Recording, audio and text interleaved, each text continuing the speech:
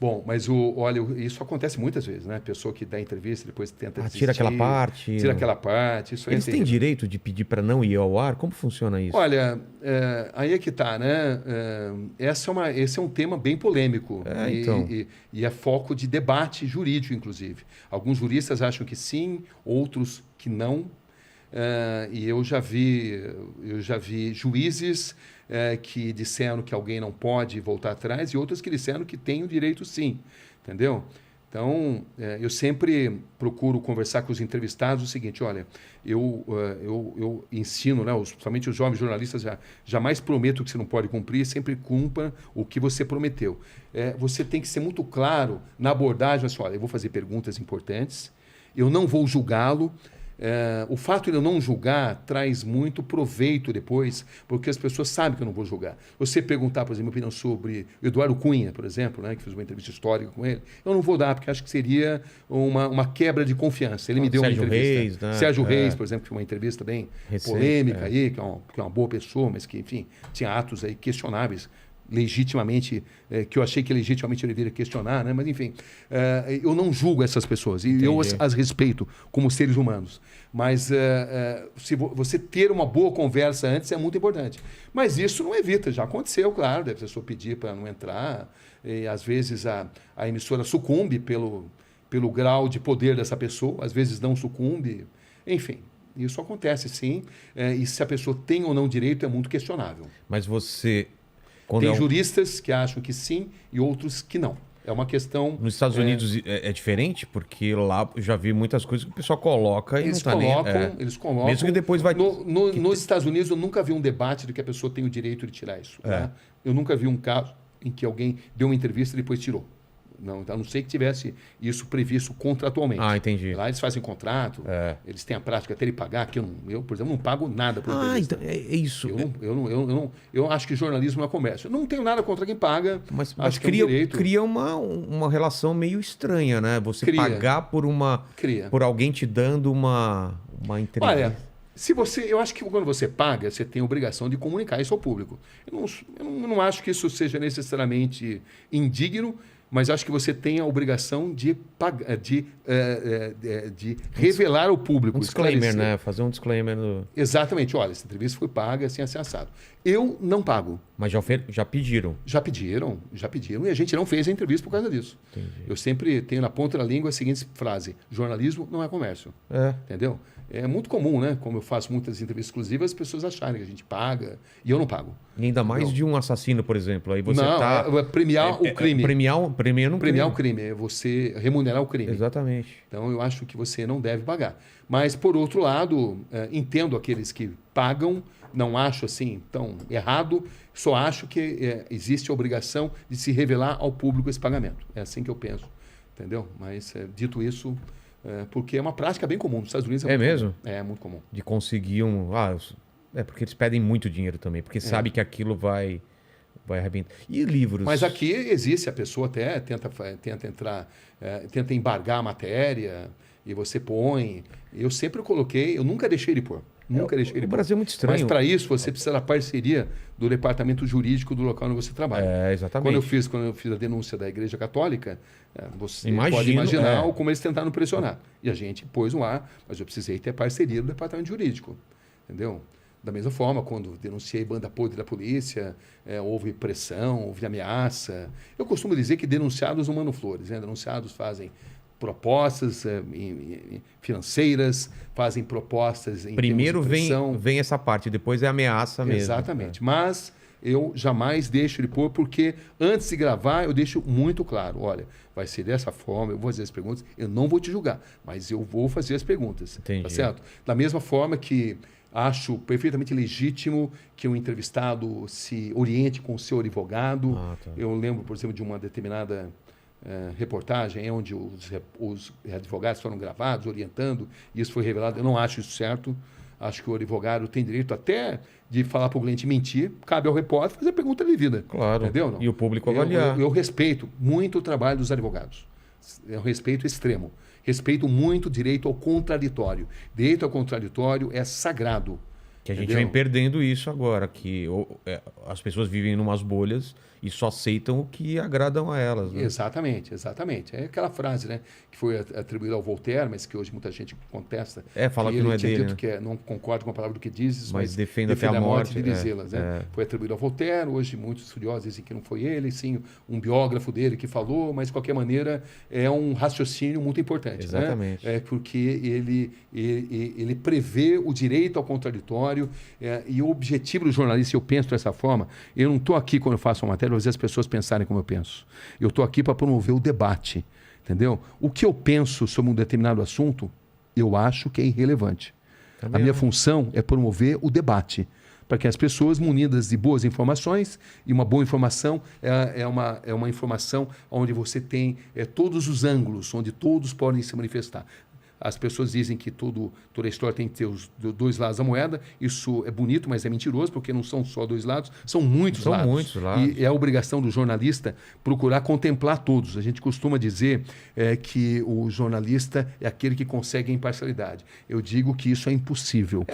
Você não consegue ser imparcial. Por quê? Porque você cresce mediante valores. Quando você recebeu suas primeiras lições da sua mãe, quando você foi na aula de catecismo ou na aula de umbanda, ou você conversou com seus colegas de classe, ou na sua sociedade, na sua comunidade, você tem princípios que vão nortear a sua vida. E quando você faz uma pergunta de maneira subliminar ou não, vai ter influência disso. Mas o ato nobre da nossa profissão é o ato de você tentar ser imparcial. Como é que se consegue ser imparcial? Tentando abrir uma história para muitos pontos de vista. É o tipo do caso, né, onde eu gosto de dizer que a estrada é mais importante do que o destino. Também acho. Porque até para onde você aponta a câmera, você já está tomando uma decisão, né? É uma decisão editorial. Quando você faz um texto, quando você escolhe uma sonora, você escolhe um entrevistado, né? Porque algo que precisa ser combatido, Rogério, é a ditadura das redações. Aquela matéria que é o seguinte, ela é definida na redação, né? Aí o repórter sai para as ruas apenas para confirmar uma tese previamente estabelecida. Isso é então, horrível. se uma pessoa contraria a tese, ela sumariamente é retirada da matéria, né? Exatamente. Então, ou se a realidade encontrada, ela depõe contra aquilo que foi combinado, você não faz a matéria, né? Então, isso precisa ser combatido, principalmente nesse momento. É um momento muito difícil no Brasil, de polarização, de ideologização do jornalismo. A gente precisa voltar... Agressividade, né? Eu acho que um governo de direita vai ter seus erros e seus acertos. Um governo de esquerda, a mesma coisa. Um governo de centro, a mesma coisa. Virtudes de seres humanos não são definidas pelas suas posições ideológicas. Caráter é algo inerente a qualquer posição, qualquer posicionamento ideológico. Perfeito. Mandíbula, antes de mudar de assunto, você falou alguma coisa sobre o PC que eu não lembro na época. Farias? O PC Farias, porque teve aquele escândalo, né, do Collor, ele foi empichado, mas ele saiu antes. E o PC, qual que era a história? Uma história com o PC? É o seguinte, ele estava desaparecido? Por quê? O PC, inicialmente, quando ia ser votado o impeachment do Collor, ele se transformou num desaparecido da imprensa. Não é a grande história ainda. Tá? Ele não queria dar entrevista. Ele não queria dar entrevista, não queria ser localizado pela imprensa, que ele era a figura mais importante do impeachment que estava sendo votado, né, pelo Congresso Nacional.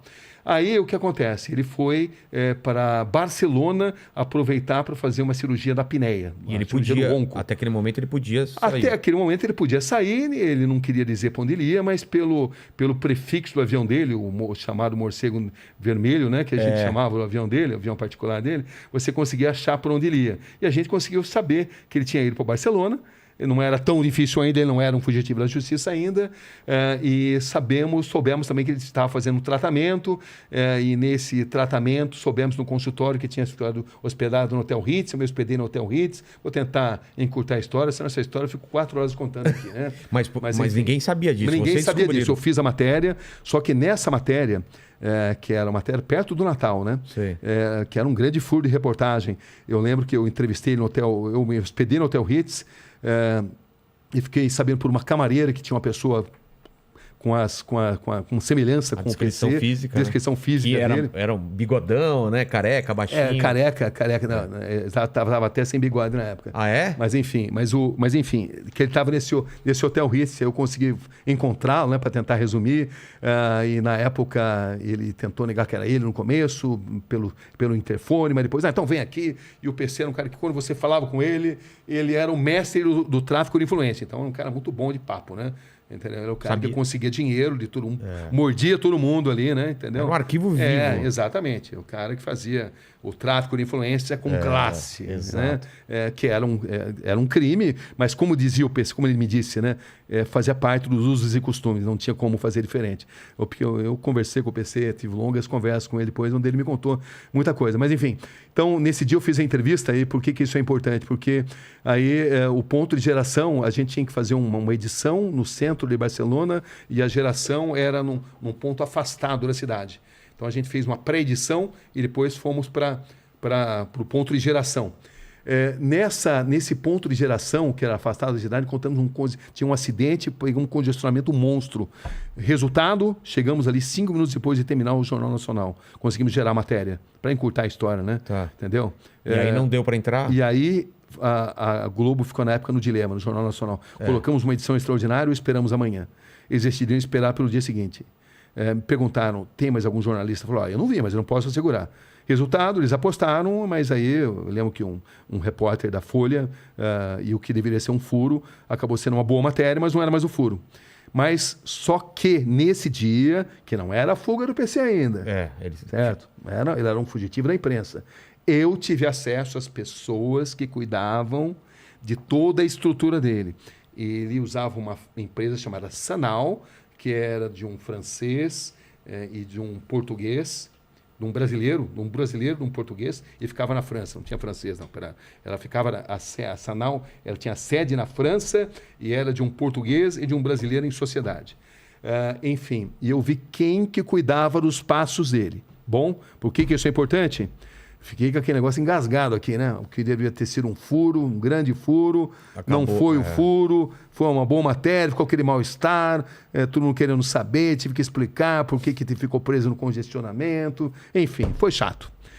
Mas me deu a força necessária para 6 meses depois, quando ele se torna um fugitivo da justiça, aí ele fugiu da Polícia Federal. Passei a acompanhar os passos dele. Quando me tornou assim evidente que ele tinha saído do país pelas características, eu lembrei desse pessoal que cuidava dos passos dele. Passei a monitorar os passos dessa empresa, desse brasileiro e desse português. Antônio e Raul, o nome deles, né? Enfim. E aí o que acontece? Eles passaram, o PC usava essa empresa também para alugar imóveis em várias partes da Europa. E eles foram usados para isso. Comecei a notar um comportamento diferente deles. Me passou assim, a imagem clara de que eles tinham algo a ver. Quando eu ligava, eles negavam terminantemente.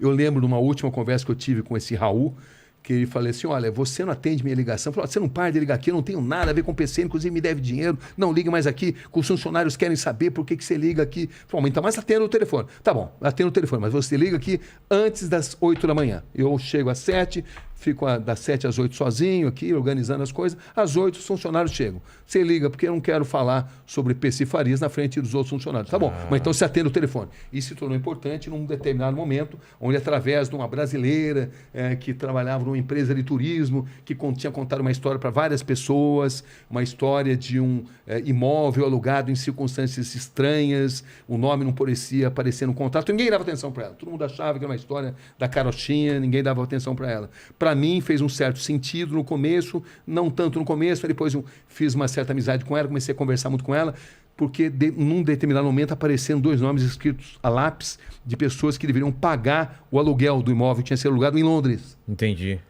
Qual era o nome? Raul. Falei, puxa, é muito, né? Porque aí depois, logo em seguida, não podia ser motorista brasileiro. A pessoa alugava essa empresa alugava. Mas aí essa moça começou a fazer perguntas. Começou a ligar os pontos. A gente começava a conversar muito, né? Sei. E a gente combinava como é que a gente podia avançar nessa negociação. Mas aí, quando ela começou a fazer perguntas sobre minha orientação, começaram a afastá-la, entendeu? Entendi. A gente não sabia o que era, pensava em 1000 possibilidades. Passou-se a achar que poderia ser o PC a partir do momento que não podia ter motorista brasileiro. E aí isso foi alicerçado quando apareceu o nome no contrato. Para não reconhecer. Entendeu? Exatamente. Bom, resumindo a história, o PC tinha ali 2 imóveis em Londres e a gente começou ali fazer assim um trabalho de vigilância nesse endereço. Só que o endereço que a gente tinha era um endereço onde ele ficava pouco e era frio, estava muito frio em Londres, você ficava ali vigiando, eu não tinha certeza, era uma possibilidade, você não tinha certeza, né? E aí a polícia chegava, o que você está fazendo aí? Mas aí eu ia ter que fazer uma viagem muito grande para cobrir Fórmula 1. Aí decidi dar um checkmate na investigação. Lembrei que o Raul tinha me falado que de manhã ele atendia o telefone. Eu ia ter que viajar para o Japão e do Japão eu ia ter que ir para a Austrália. Ia ficar mais de uns 25 dias, umas 4 semanas, né, quase, afastado. Falei, vou dar um checkmate nisso, vou jogar verde para tentar ver se eu colho maduro. O que eu fiz? Falei, Raul, como é que vai e tal? Como é que tá? O que você quer que eu possa ajudar? Eu quero saber do PC. Puxa, mas de novo você vai usar o PC? Já falei que não tem nada. Bom, Raul, é o seguinte, ó. Você não está afirmando que você não sabe onde está o PC, né? Então tá bom, eu sei onde está o PC. Então você me diga, ele me deve dinheiro aqui. Olha, tá bom. Eu estou ligando para você o seguinte, eu tenho já a matéria pronta, ele filmado, as imagens dele, mas eu acho... Eu truquei, não tinha nada. Não tinha nada na mão. No dia anterior... Eu tinha achado que eu tinha visto naquele, ficava indo de um lado para o outro, você não podia ficar parado, senão a pessoa chegava ali, né?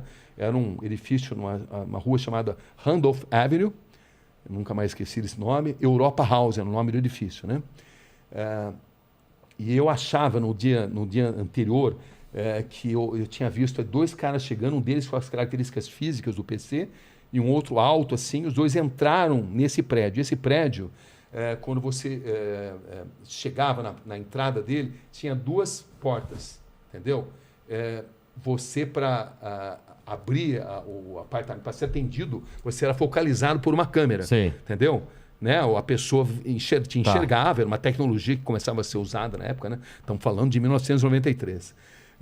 E aí eles liberavam. Então eu achava que eu tinha visto, entendeu?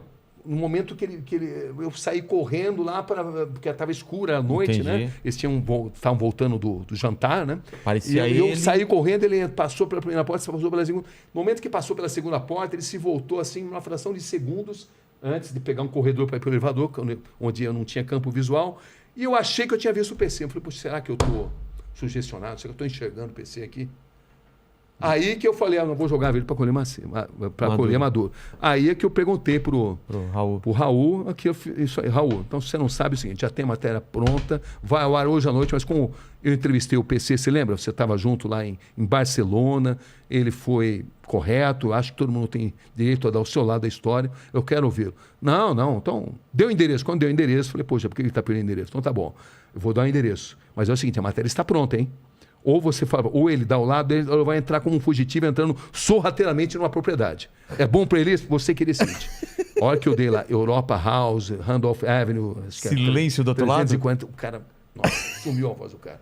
Pelo amor de Deus, não põe essa matéria no ar. Pelo amor de Deus. Caramba! Aí eu falei, pô... Aí você já sentiu... Aí eu senti... Aí eu falei assim, olha, eu tô indo pra aí, a gente vai conversar, você vai fazer uma entrevista com ele. O Raul indo pra... Então não vou pôr a matéria hoje, mas ele vai me dar uma entrevista. Então vai dar a entrevista. Mas não põe a matéria hoje assim, não, dessa forma dele entrando, não, tá? Eu tô indo pra aí, ele estava em Paris, tô indo pra Londres. Aí logo em seguida... o Raul estava em Paris? O Raul estava em Paris. Tá. Mas eu liguei para o Raul em Paris. Tá. Para jogar verde, para ver se ele confirmava. Aí, quando ele confirmou, ele falou assim, olha, estou saindo daqui e você vai falar com ele. Você pode confiar na minha palavra. Você viu aquele dia, a gente teve um ótimo contato e acordo de cavaleiro. Você vai falar com ele. Só não põe essa matéria dele entrando no sorrateiramente. Não vou pôr, não. Eu nem tinha nada, na verdade. Claro. Mas enfim, né? 3 horas depois ele me liga e falou assim, olha, tá tendo greve no aeroporto aqui e eu tô tendo que ir para Bélgica. Falei, putz, esse cara vai fugir. Esse cara é mentira. Falei, botei lá dois amigos meus era o arquivista e um cara que era produtor, que estavam me ajudando nessa...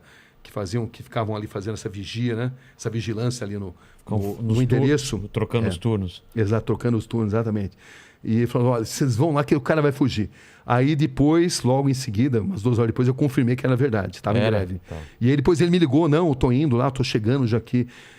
Para encurtar a história, ele deu entrevista num outro apartamento, ele tinha 2. Esse apartamento, razão dele aparecer pouco, é que ele tinha 2 endereços. Ele tinha um endereço apenas onde ele ia menos. Entendi. A entrevista aconteceu no 2º apartamento.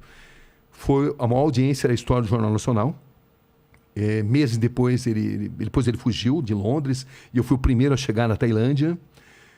E aí depois eu fui também o primeiro a entrevistar o Collor, depois o impeachment, que foi uma entrevista de uma audiência que deu muita repercussão também, né?